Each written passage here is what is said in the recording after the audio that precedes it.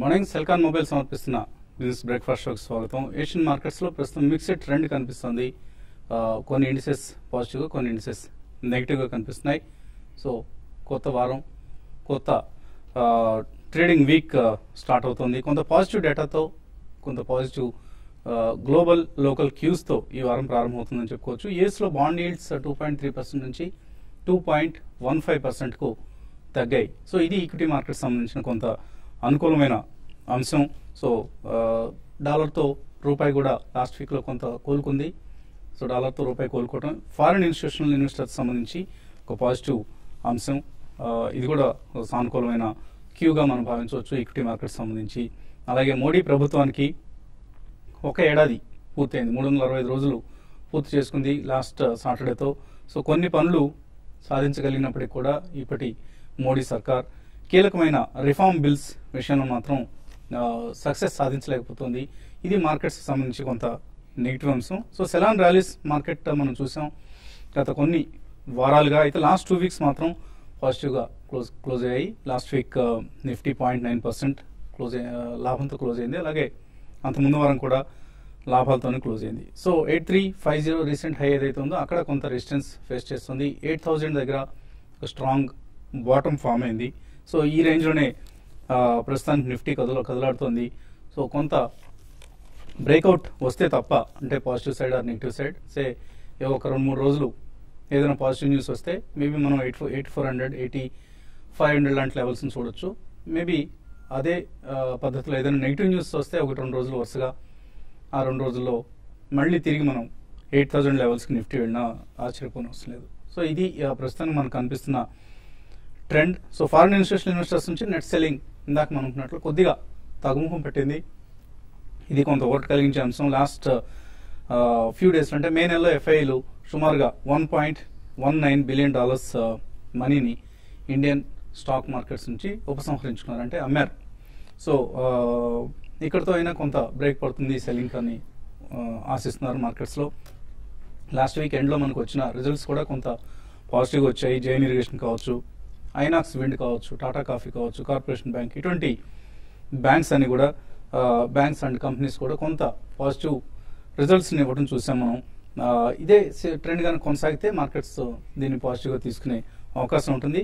అలాగే mid and small cap స్టాక్స్లో out performance కొనసాగుతుంది. నిఫ్టీ జూనియర్ ఫర్ ఇన్స్టెన్స్ చూస్తే మనం ఆల్ టైమ్ హైకి చేరువుగా వచ్చింది. మరొక 3% పెరిగితే Nifty junior index all time హైని టచ్ చేస్తుంది. సో ఐషర్ మోటార్స్ కావచ్చు, జూబిలెంట్ ఫుడ్స్, ఇటువంటివన్నీ న్యూ హైస్ దగ్గర ట్రేడ్ అవటం మనం చూస్తున్నాం.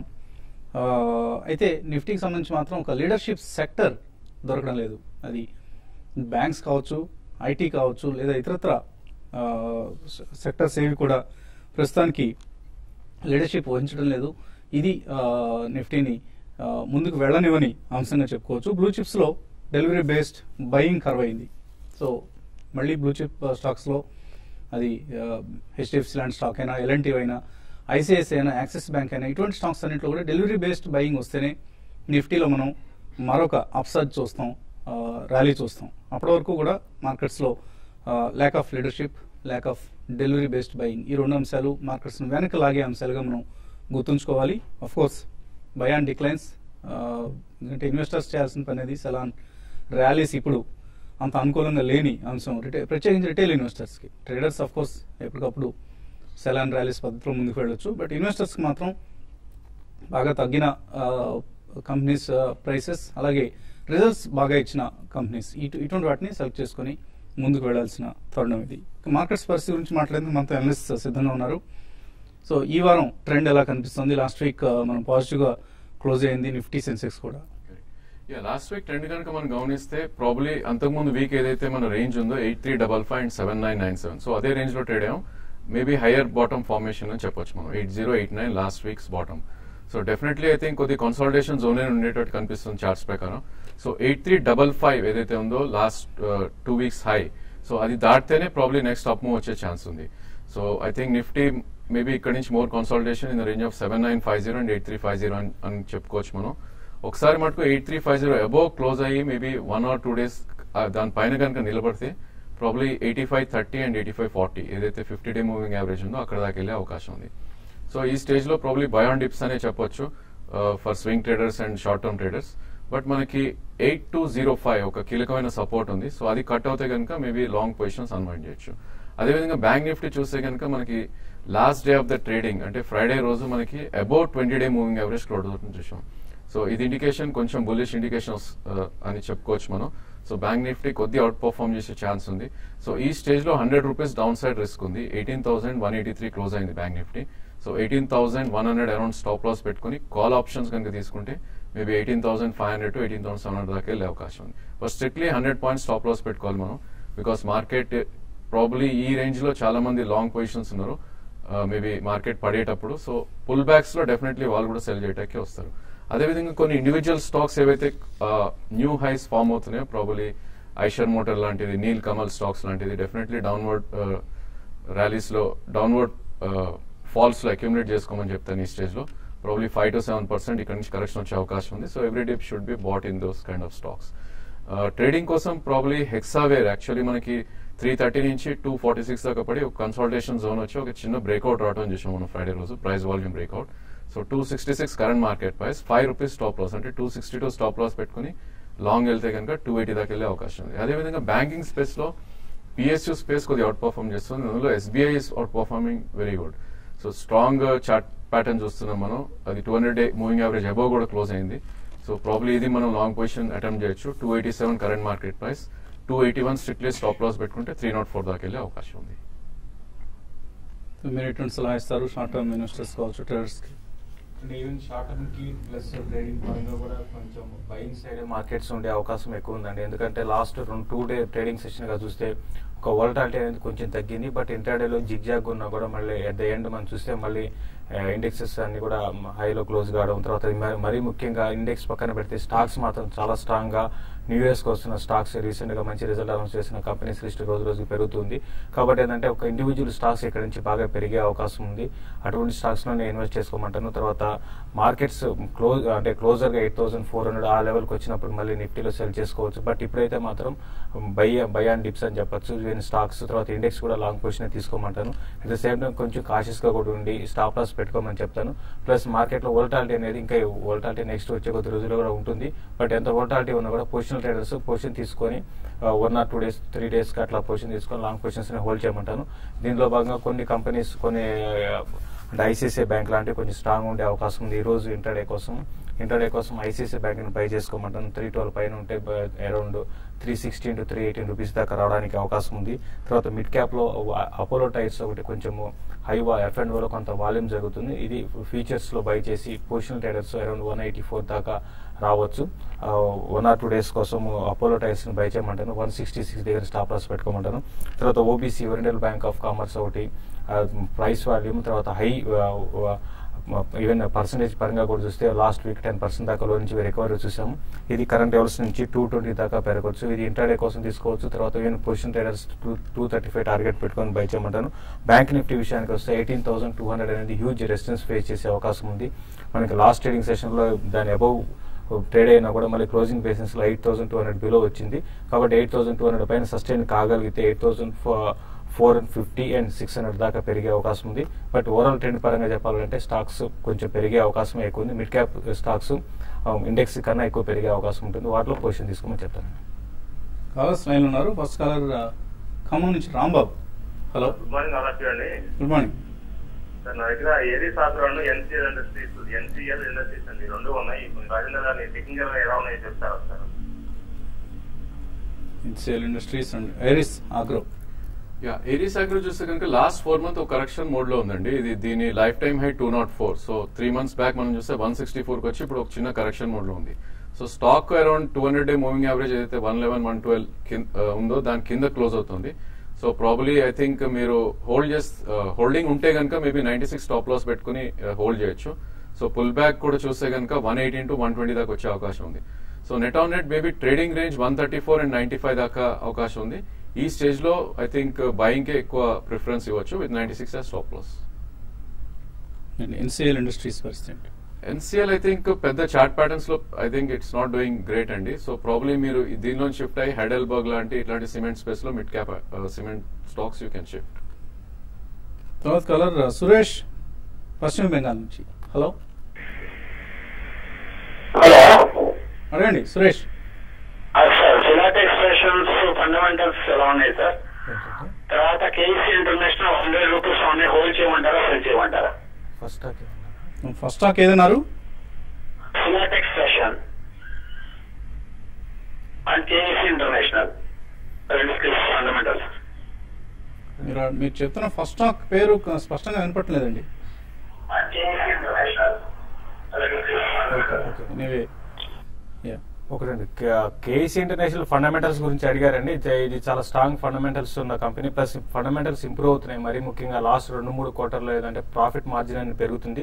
ఈ కంపెనీ వచ్చే ట్రాన్స్మిషన్స్ ఎక్విప్మెంట్ అది డైవర్సిఫైడ్ అయితే రీసెంట్ గా వీళ్ళు అదర్ ఫీల్డ్ లో కూడా ఎంటర్ కావడం, అక్కడి నుంచి కూడా ప్రాఫిట్స్ రావడం అనేది చాలా పాజిటివ్ అంశము.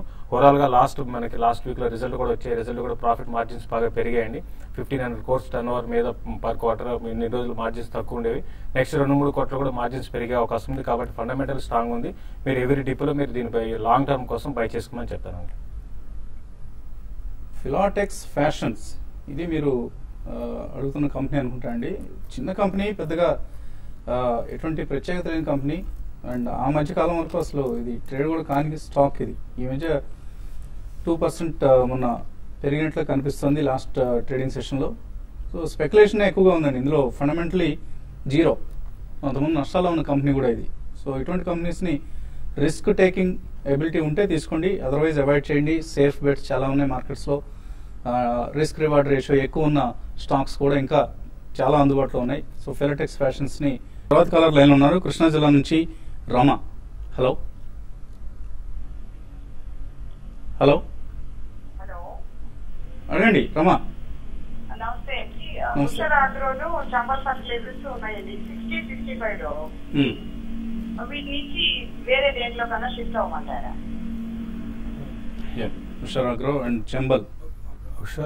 ఒకటండి, హుషారాగ్రో చెంబలి రెండు కూడా ఏంటంటే రీసెంట్ గా అంటే ఫండమెంటల్స్ హుషారాగ్రో కొంచెం బాగున్నా కూడా స్టాక్ లో పెద్దగా పెరగడం లేదండి. అట్ ద సేమ్ టైం పెద్దగా తగ్గడం కూడా లేదు, అదే రేంజ్ లో కొనసాగుతుంది. అంటే కొన్ని రోజుల వరకు మీరు వెయిట్ చేస్తే మళ్ళీ ఈ లెవెల్ నుంచి పెరిగే అవకాశం ఉంది. అయితే మీరు కరెంట్ లెవెల్స్ లో మాత్రం మీరు దీంట్లో నుంచి ఎగ్జిట్ కావాలి అంటే మాత్రం అరౌండ్ 48 ఆ లెవెల్స్ కి వచ్చినప్పుడు హుషారాగ్రో ఎగ్జిట్ కమని చెప్తాను. ప్లస్ రిజల్ట్ కూడా బాగుందండి. బట్ కొంతకాలం పర్సనల్ ఉద్దేశం అయితే కొంతకాలం వెయిట్ చేయండి హుషారాగ్రో. చెంబల్ ఫెర్టిలైజర్ విషయానికి వస్తే ప్యూర్ గా మనకి మాన్సూన్ మీద కొంచెం నెక్స్ట్ అప్ ట్రెండ్ అనేది ఉంటుంది. మాన్సూన్ కానీ బాగుంటే కొంచెం ఈ ఫెర్టిలైజర్ స్టాక్స్ అని కూడా బాగా పెరగవచ్చు. ఇది కూడా ఏంటంటే ఈవెన్ మార్కెట్ పెరుగుతున్నా కూడా లాస్ట్ కొన్ని ఏళ్ళగా ఇన్వెస్టర్స్ కి రిటర్న్ ఇచ్చింది ఏం లేదండి. దీంట్లో నుంచి కూడా మీరు ఎగ్జిట్ కమని చెప్తాను. దీంట్లో ఇప్పుడు ప్రస్తుతం అయితే కొంచెం బ్యాంక్స్ బాగుండే అవకాశం ఎక్కువ ఉంది. ఎర్లీ మాన్సూన్ బ్యాంక్స్ కూడా బాగా పెరగవచ్చు. ఆంధ్ర బ్యాంక్ ఒకటి కరెంట్ అవర్స్ లో మీరు ఎగ్జిట్ అయిపోయి దాంట్లో నుంచి ఎగ్జిట్ అయిపోయి ఆంధ్ర బ్యాంక్ లో బై చేసుకోమంటే ఈవెన్ సిండికేట్ బ్యాంక్ కూడా బై చేసుకోమని చెప్తానండి. తర్వాత రమేష్ హైదరాబాద్ నుంచి. హలో నమస్తే అండి, అడగండి సార్. నా దగ్గర JK Lakshmi cements 825 shares 0 investment వాల్యూతో ఉన్నాయండి. నేను అది లాంగ్ టర్మ్ కోసం ఇప్పుడు తీసుకున్నాను, ఉన్నాయండి. మరి ఇప్పుడు ప్రాఫిట్ బుక్ చేసి బయటకు వచ్చేయమంటారా, నేను అది ఉంచుకోవచ్చండి అలాగో? ఒకవేళ బుక్ చేయమంటే బుక్ చేసుకుంటే దేంట్లోకి నన్ను పెట్టుకో ఇన్వెస్ట్ చేయమంటారో కొంచెం చెప్పండి సార్ ప్లీజ్. జేకే లక్ష్మి చూస్తే కనుక లాస్ట్ 7 months నుంచి కొద్దిగా డౌన్ ట్రెండ్ లో అనిపిస్తుందండి స్టాక్. ఇది ప్రాబబ్లీ 429 నుంచి ఆల్మోస్ట్ మనకి 329 దాకా కరెక్ట్ అవడం చూసాం. సో ఇది 200 day మూవింగ్ యావరేజ్ కిందకు వచ్చింది కాబట్టి ప్రాబ్లీ ఇది కొద్దిగా వీక్ స్టాక్ ఇంకా పరిగణిస్తాం. Maybe mid term two long term అంతే కనుక మీరు డెఫినెట్లీ దీంట్లో షిఫ్ట్ అయ్యి పర్ఫార్మింగ్ స్టాక్స్ ఏవైతే ఉన్నాయో డెఫినెట్లీ వాటిలో ఎంటర్ వచ్చు. Maybe Nilkamal is one of the stock which is outperforming the markets. So Nilkamal 2 price points లో తీసుకోండి. 515 అలా ఉంది. మేబీ 515 లో 50%, 480 వస్తే 50% మీరు బై చేయండి. ప్రాబ్లీ దీనికన్నా ఆ స్టాక్ అవుట్ పర్ఫార్మ్ చేసే అవకాశం ఎక్కువ ఉంది. వెంకట్ రెడ్డి హైదరాబాద్ నుంచి తర్వాత కాలర్. హలో హలో హలో అడగండి Venkat Reddy. Sir Brooks lab అను సూర్య రోషిని రెండింటి గురించి కావాలి సార్ మాకు. బ్రూక్స్ ల్యాబ్స్ రెండు కొన్నారా మీరు? అవునండి. ఎలా ఉన్నాయి Surya Roshni and Brooks labs? Probably కొద్దిగా బ్రూక్స్ ల్యాబ్స్ చూస్తే కనుక లాస్ట్ 4 to 5 months గా కన్సాలిడేషన్ జోన్ లో ఉందండి. ప్రాబ్లీ దీని రేంజ్ 53 and 38 గా చెప్పొచ్చు మనం. సో కన్సాలిడేషన్ లో ఉంది కాబట్టి మేబీ మీరు హోల్డ్ చేయొచ్చు డెఫినెట్లీ ఈ స్టేజ్ లో అయితే. ట్రేడింగ్ పొజిషన్ ఉంటే కనుక 38 మీరు స్టాప్ లాస్ పెట్టుకోండి. ఇది ఒకవేళ 57 క్రాస్ అయ్యి దాని అబౌవ్ క్లోజ్ అవుతే 65 to 70 దాకా వెళ్లే అవకాశం ఉంది. బట్ కొద్దిగా థిన్లీ ట్రేడెడ్ స్టాక్ అండి. వాల్యూమ్స్ కొద్దిగా తక్కువ ట్రేడ్ అవుతాయి. 50,000 to 1 lakh per day అవుతున్నాయి. సో ఈ స్టాక్ ని మీరు స్ట్రిక్ట్లీ 38 కింద స్టాప్ లాస్ పెట్టి హోల్డ్ చేయండి. అదేవిధంగా సూర్య రోష్ని చూస్తే కనుక ఐ థింక్ దీని టాప్ ఫార్మేషన్ అనేది మనకి 5 to 6 months బ్యాకే జరిగింది. సో ఫ్రెష్ బయింగ్ అయితే అవాయిడ్ చేయండి. మేబీ మీ దగ్గర ఉంటే కనుక 50-day మూవింగ్ యావరేజ్ ఏదైతే 113, 118 ఉందో ఆ రేంజ్ లో మీరు ఎగ్జిట్ అయ్యి మేబీ మిడ్ క్యాప్ ఐటీ కానీ మిడ్ క్యాప్ బ్యాంకింగ్ లో కానీ షిఫ్ట్ అవ్వచ్చు. అలాగే ఈమెయిల్స్ ఇప్పుడు అందే మనకు ఈమెయిల్స్ లో కరణం రాజేంద్రన్ అడుగుతున్నారు, ఫ్రాంక్లిన్ ఇండియా ప్రైమ్ ప్లస్ అలాగే ICICI Prudential focus blue chip and UTI opportunities fund ఈ మూడిట్లోనూ ఎస్ఐపి చేద్దాం అనుకుంటున్నారు గ్రాండ్ డాటర్ కోసం. So next maybe 10 to 15 years కోసం. సో మూడు మంచి పెర్ఫార్మింగ్ స్కీమ్స్ అండి. అయితే ఫ్రాంక్లిన్ ఇండియాలో మీరు ప్రైమ్ ప్లస్ కంటే కూడా ఆపర్చునిటీస్ ఫండ్ సెలెక్ట్ చేసుకోండి. That's doing better than Franklin India prime plus. అలాగే ఐసిఐసిఐ ఫోకస్ బ్లూ చిప్ కావచ్చు, ఇటే ఆపర్చునిటీస్ మూడు కూడా మంచి స్కీమ్స్ సెలెక్ట్ చేస్తున్నారు. ఫ్రాంక్లిన్ ఇండియాలో మాత్రం స్కీమ్ మార్చుకోండి. ఫ్రాంక్లిన్ ఇండియా ఆపర్చునిటీస్ ఫండ్కి వెళ్ళండి. డెఫినెట్లీ మీరు అనుకుంటున్న టార్గెట్స్ ఏవైతే ఉన్నాయో అటువంటివి, అంటే మీ మనోరాల కోసం అంటున్నారు కాబట్టి ఆ అమ్మాయికి అవసరమైన భావి అవసరాలకు అవసరమైన సొమ్మును మీరు చక్కగా జమ చేసుకోగలుగుతారు. ఒక మంచి కార్పస్ను బిల్డ్ చేసుకోగలుగుతారు. అలాగే మాధవ్ మెయిల్ పంపించారు, ఎన్సీసీ కొన్నారట 105 రూపాయల్లో, హోల్డ్ చేయాలా సెల్ చేయొచ్చు? ఎన్సీసీని హోల్డ్ చేయమనే చెప్తానండి. రిజల్ట్ కూడా బాగున్నాయి, స్టాక్ కంటిన్యూగా అప్ ట్రెండ్ ఉంది. బట్ కొంచెం కరెక్షన్ అనేది చూసాం, ప్రాఫిట్ బుకింగ్ అనేది వచ్చింది. బట్ మళ్ళీ 92 నుంచి మళ్ళీ స్టాక్ బౌన్స్ బ్యాక్ అవడానికి అవకాశం ఉంది, మీరు హోల్డ్ చేసుకోండి. డాక్టర్ రెడ్డీస్ అండ్ సిప్లా ఈ రెండు తీసుకుందాం అనుకుంటున్నారు ప్రకాష్, తీసుకోవచ్చాయి ఈ రేట్లో? I think Cipla is doing good అండి. సిప్లాలో మీరు ఇమీడియట్లీ పొజిషన్ తీసుకోవచ్చు. మేబీ 2 price points పెట్టుకోండి. ఐ థింక్ ఇక్కడ నుంచి ఒక 5 to 7% కరెక్షన్ వస్తే 20-day మూవింగ్ యావరేజ్ అయితే 648 ఉందో అక్కడ ఒక మంచి సపోర్ట్ ఉంది. సో సిప్లా డెఫినెట్లీ బై చేయండి. 3 to 6 months లో 30% రిటర్న్ వచ్చే అవకాశం ఉంది. డాక్టర్ రెడ్డి ప్రాబ్లీ కొద్దిగా టిప్స్ లో మీరు యాడ్ చేయండి, ప్రెసెంట్ అయితే అవాయిడ్ చేయండి. సాంబశివరావు నాగార్జున సాగర్ నుంచి Crompton Greaves engineers India, Escorts India ఈ మూడు తీస్తున్నారు. సెప్టెంబర్ 2014లో తీస్తున్నారట. అప్పటి నుంచి తగ్గుతున్నాయి కానీ షేర్ల ధరలు పెరగడం లేదు, ఏం చేయాలి? మీరు చెప్పిన విధంగా క్రాంప్టన్ గ్రేవ్స్ మీరు అన్నట్టుగా తగ్గుతూనే ఉందండి. తర్వాత అదర్ 2 స్టాక్స్ కూడా తగ్గుతున్నాయి. బట్ కొన్ని రోజులు వెయిట్ చేయండి, కొంచెం మార్కెట్ లో కొంచెం మిడ్ క్యాప్ లో కరెక్షన్ వచ్చింది. ప్లస్ ఈ మీరు చెప్పిన స్టాక్స్ లో కొంత రిజల్ట్ పరంగా క్రాంప్టన్ లాంటివి బాగా రాలేదండి. దానివల్ల కూడా దీంట్లో ఒక 1 or 2 quarter ఇదే విధంగా ఉండొచ్చు. బట్ ఇవన్నీ కూడా లాంగ్ టర్మ్ కోసం అయితే హోల్డ్ చేయమని చెప్తానండి. కమల్ అడుగుతున్నారు, టీవీఎస్ ఎలక్ట్రానిక్స్ 47 రూపాయల్లో హోల్డ్ చేస్తున్నారు, holder cell? I think it's a hold అండి. ప్రాబ్లీ ఇప్పుడే కొద్దిగా అవుట్ పర్ఫార్మ్ చేస్తున్న స్టాక్. మనం లాస్ట్ 1.5 year గా చూస్తే కనుక 14 రూపీస్ నుంచి ఆల్మోస్ట్ 58 దాకా వెళ్ళి కన్సాలిడేషన్ మోడ్ లో ఉంది. సో హోల్డ్ చేయండి. ప్రాబ్లీ 56, 57 దాటితే కనుక నెక్స్ట్ టాప్ మోస్ట్ 70 దాకా వెళ్ళే అవకాశం ఉంది. సుబ్బారావు కోటేశ్వరరావు అడుగుతున్నారు, సారీ, జిలెట్ ఇండియా 4420లో కొన్నారు 10 షేర్లు. 1 year వెయిట్ చేస్తారట, వెయిట్ చేయొచ్చా? 1 year వెయిట్ చేయండి. కంటిన్యూగా ఈవెన్ మార్కెట్ తో సంబంధం లేకుండా 1 sided గా పెరుగుతున్న స్టాక్ అని మధ్య మధ్యలో చిన్న చిన్న కరెక్షన్స్ వచ్చినా కూడా మీరు 1 year కి మీకు 15 to 20% రిటర్న్ రావడానికి అవకాశం ఉంటుంది. దానికన్నా ఎక్కువ కూడా రావచ్చు అని హోల్డ్ చేయండి. అలాగే మార్క్సన్స్ ఫార్మా ఫండమెంటలీ ఎలా ఉంది, కొనుక్కోవచ్చా ఇక్కడ? మార్క్సన్ ఫార్మా ఫండమెంటల్ దీనికన్నా వేరే స్టాక్స్ ఉన్నాయండి, కాబట్టి దీన్ని అవాయిడ్ చేయమని చెప్తున్నాను. అర్జున్ అడుగుతున్నారు, ఇన్ఫోసిస్ కాల్ తీసుకోవచ్చా ఇక్కడ? అలాగే విప్రో, హెక్సావేర్, ఇన్ఫోసిస్, టీసీఎస్ ఇవన్నీ లాంగ్ టర్మ్ కోసం కొందాం అనుకుంటున్నారు, కొనుక్కోవచ్చా?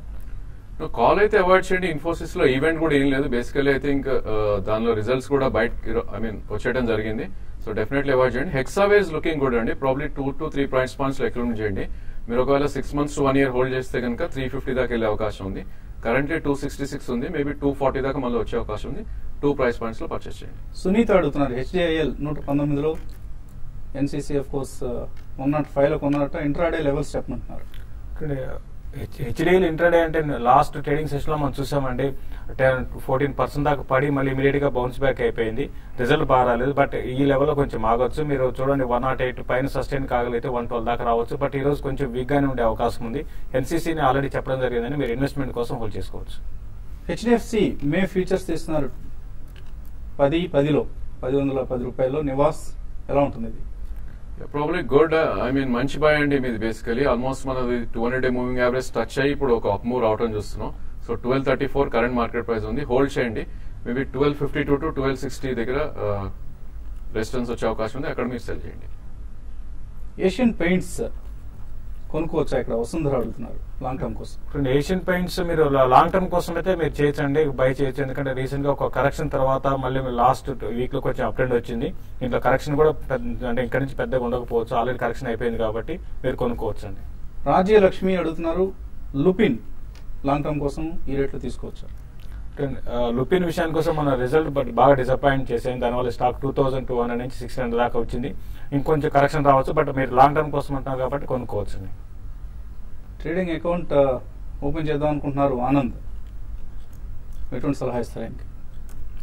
డెఫినెట్లీ ఓపెన్ చేయొచ్చండి. మీరు probably if you want to invest for long term I think definitely open చేయండి.